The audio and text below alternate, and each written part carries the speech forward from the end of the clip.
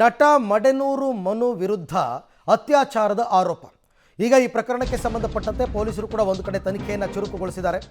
ಮತ್ತೊಂದು ಕಡೆ ಸಂತ್ರಸ್ತೆಯ ಹೇಳಿಕೆಯನ್ನು ಪಡೆತಕ್ಕಂಥ ಪ್ರಯತ್ನ. ಈಗ ಸದ್ಯಕ್ಕೆ ದೂರು ನೀಡಿದ್ದ ಸಂತ್ರಸ್ತೆ ಯೂಟರ್ನ್ ಹೊಡೆದಿದ್ದಾರೆ. ಏನಂತ, ನಾನು ಒತ್ತಾಯಪೂರ್ವಕವಾಗಿ ದೂರು ಕೊಟ್ಟಿಲ್ಲ, ನನಗೆ ಯಾರೂ ಪ್ರೆಷರ್ ಹಾಕಿಲ್ಲ, ನಾನು ಸತ್ರೂ ಯಾರೂ ಕಾರಣರಲ್ಲ, ಇದು ನನ್ನ ಸ್ವಂತ ನಿರ್ಧಾರ.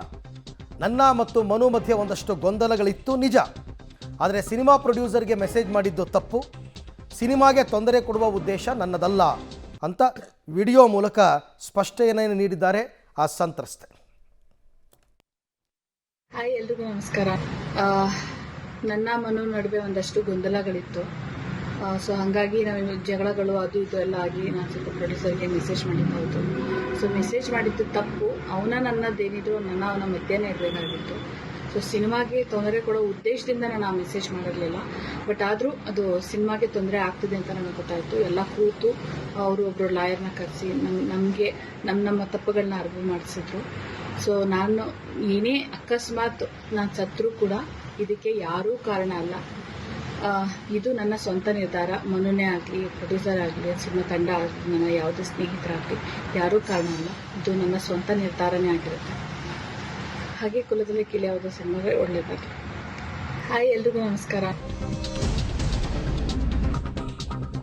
ಸೊ ಇನ್ನು ಪೊಲೀಸರು ಕೂಡ ಅವರ ಕರ್ತವ್ಯವನ್ನು ಮಾಡ್ತಾ ಇದ್ದಾರೆ. FIR ಆಗಿರೋದ್ರಿಂದ ಕಸ್ಟಡಿಗೆ ಪಡ್ಕೊಂಡಿದ್ದಾರೆ. ಈಗ ಆರೋಪಿಯನ್ನು ವೈದ್ಯಕೀಯ ಪರೀಕ್ಷೆಗೆ ಕರ್ಕೊಂಡು ಹೋಗಿದ್ದಾರೆ ಪೊಲೀಸರು. ವೈದ್ಯಕೀಯ ಪರೀಕ್ಷೆಯೆಲ್ಲ ಆದ ನಂತರ ಕೋರ್ಟ್ಗೆ ಆತನನ್ನು ಹಾಜರುಪಡಿಸಲಾಗುತ್ತೆ. 6ನೇ ACMM ಕೋರ್ಟ್ಗೆ ಹಾಜರುಪಡಿಸ್ತಾರೆ ಪೊಲೀಸರು. ಅದಾದ ನಂತರ ಪೊಲೀಸರ ಕಸ್ಟಡಿಗೆ ನ್ಯಾಯಾಲಯ ಕೊಡುತ್ತೆ. ಏಕೆಂದರೆ ಅವ್ರು ಕೇಳ್ಕೊತಾರೆ ಕಸ್ಟಡಿ ಕೊಡಿ ಅಂತಂದ್ಬಿಟ್ಟು. ವಿಚಾರಣೆ ಇನ್ನೂ ಕೂಡ ಬಾಕಿ ಇದೆ ಅಂತ. ಒಂದು ಕಡೆ ಮಡೆನೂರು ಮನು ಅಭಿನಯದ ಸಿನಿಮಾ ಕುಲದಲ್ಲಿ ಕೀಳಿ ಯಾವುದು ಇವತ್ತು ರಿಲೀಸ್ ಆಗಿದೆ. ಒಂದು ಕಡೆ ಅದು, ಮತ್ತೊಂದು ಕಡೆ ಪೊಲೀಸರ ಕಸ್ಟಡಿಯಲ್ಲಿರ್ತಕ್ಕಂಥ ಮನು ಇವತ್ತು ನನ್ನ ಪ್ರಕಾರ ಪೊಲೀಸ್ ಕಸ್ಟಡಿಗೆ ಪಡ್ಕೊಂಡು ಪೊಲೀಸರು ಅನ್ನಪೂರ್ಣೇಶ್ವರಿ ನಗರ ಪೊಲೀಸರು ವಿಚಾರಣೆಯನ್ನು ನಡೆಸ್ತಾರೆ ಅಂತ ಅನಿಸುತ್ತೆ. ಮಧ್ಯಾಹ್ನದ ಬಳಿಕ ಅಂದರೆ ಭೋಜನ ವಿರಾಮದ ನಂತರ ಕೋರ್ಟ್ಗೆ ಹಾಲಿಗೆ ಕರ್ಕೊಂಡು ಬರುವಂತಹ ಪ್ಲ್ಯಾನ್ ಅವರದ್ದು. ಅದಕ್ಕೆ ಬೇಕಾದಂತಹ ಎಲ್ಲ ಸಿದ್ಧತೆಗಳನ್ನ ಈಗಾಗಲೇ ಅವರು ಮಾಡಿಕೊಂಡು ಮೆಡಿಕಲ್ ಟೆಸ್ಟ್ಗೆ ಮೆಡಿಕಲ್ ಎಕ್ಸಾಮಿನೇಷನ್ಗೆ ಕೂಡ ಕರ್ಕೊಂಡು ಹೋಗಿದ್ದಾರೆ. ಬಟ್ ಯೂಟರ್ನ್ ಹೊಡೆದಂತಹ ಸಂತ್ರಸ್ತೆ ದೂರನ್ನು ವಾಪಸ್ ಪಡಿತೀನಿ ಅಂತ ಎಲ್ಲೂ ಹೇಳಿಲ್ಲ. ಹಾಗಾಗಿ ಪೊಲೀಸರು ಅವರ ಕಾರ್ಯವನ್ನು ಅವರು ಮುಂದುವರಿಸಬೇಕಾಗುತ್ತೆ.